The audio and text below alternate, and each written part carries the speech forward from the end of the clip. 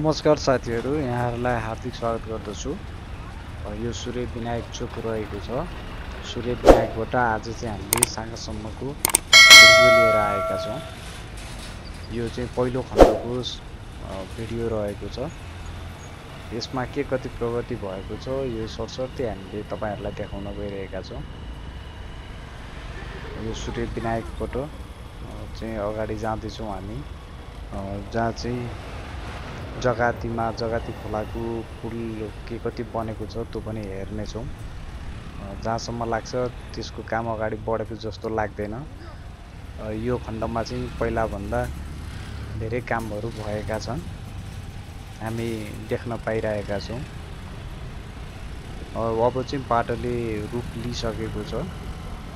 अब यो पिचको यो पिच उक्टाउनु पर्ने हुन्छ। त्योभन्दा पहिला बाहिरको सर्भिस लेन त्यसलाई बनाउनु पर्ने हुन्छ। सर्भिस लेनलाई बाहिरबाट गाडीहरूलाई चाहिँ ट्राफिकहरूलाई बाहिरको लेन सर्भिस लेनबाट हिँडाएपछि यो बिचको काम हुनेछ। जस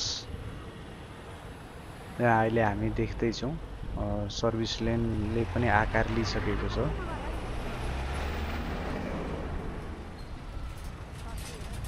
यो जगातीमा चाहिँ अब पुराना घरहरूलाई अझै पनि भत्काइएको छैन। जगाती क्षेत्रमा चाहिँ काम भएको छ जस्तो लागेन मलाई।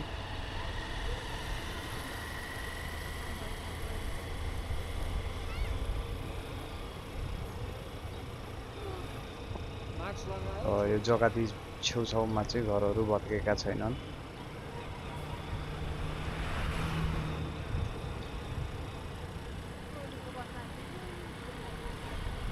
यो बाटो चाहिँ 2079 पुसबाट चाहिँ ठेका लागेर सुरु भएको थियो।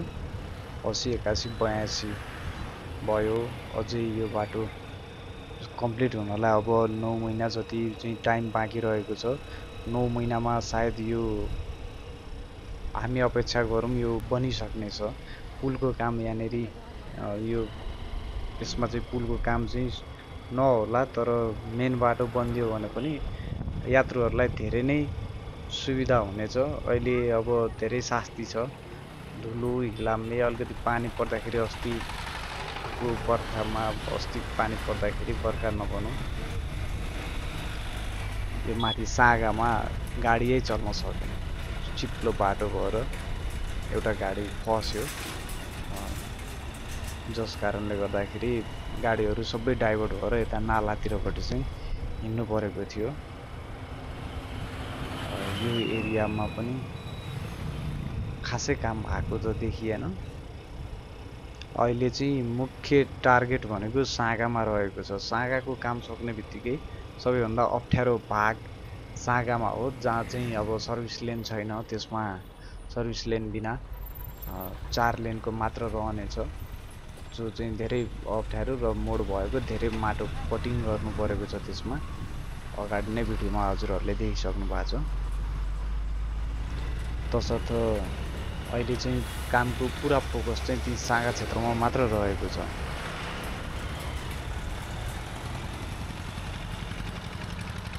नालीको बक्सहरू चाहिँ यता यो क्षेत्रमा हालेकै छैन र साइडको सर्भिस लेनको काम पनि केही पनि भएको छैन भनौँ न। यो जस्ताको तस्तै रहेको छ। उताको काम सकेपछि यताको काम त अब सजिलो काम पनि छ। र अब यो पुराना घरहरू रहेको छन्, यो पुराना घरहरू नभत्काएको हुनाले पनि अब यो ठाउँमा चाहिँ काम नभएको होला।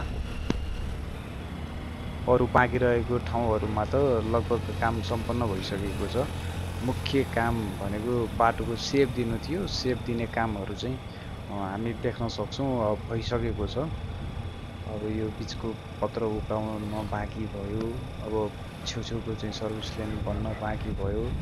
जे भए पनि यो चाँडोभन्दा चाँडो तयार होस्, समयमै चाहिँ तयार होस्। यसमा चाहिँ म्याद थप्नु नपरोस् यो बाटोमा।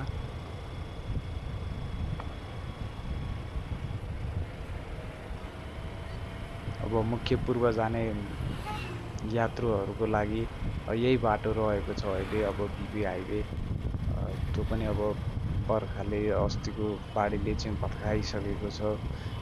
त्यहाँ पनि कष्टकर यात्रै छ। यो बाटो त्यहीँ गएर जोडिने हो। यो पूर्व जाने चाहिँ मुख्य बाटो रहेको छ काठमाडौँ भित्रिने पूर्वबाट।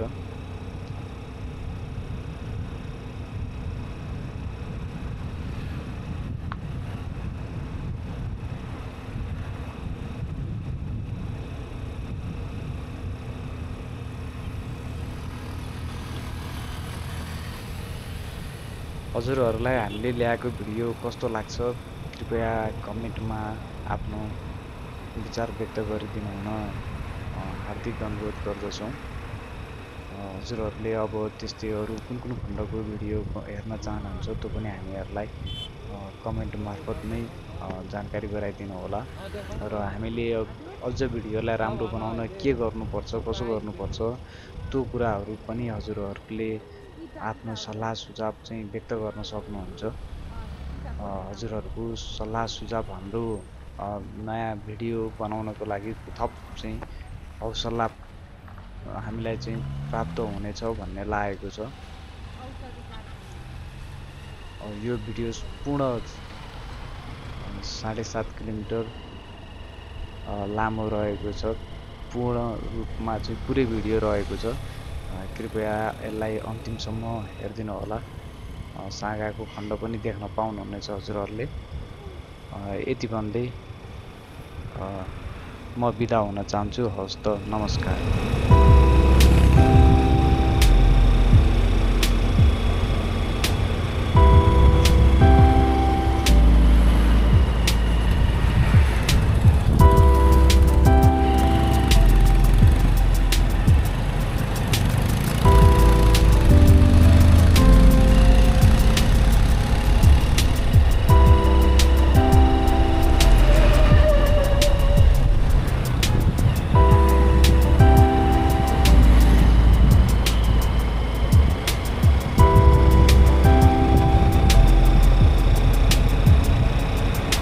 बाटो बन्दाखेरि त गजबकै बन्छ है कान्छी।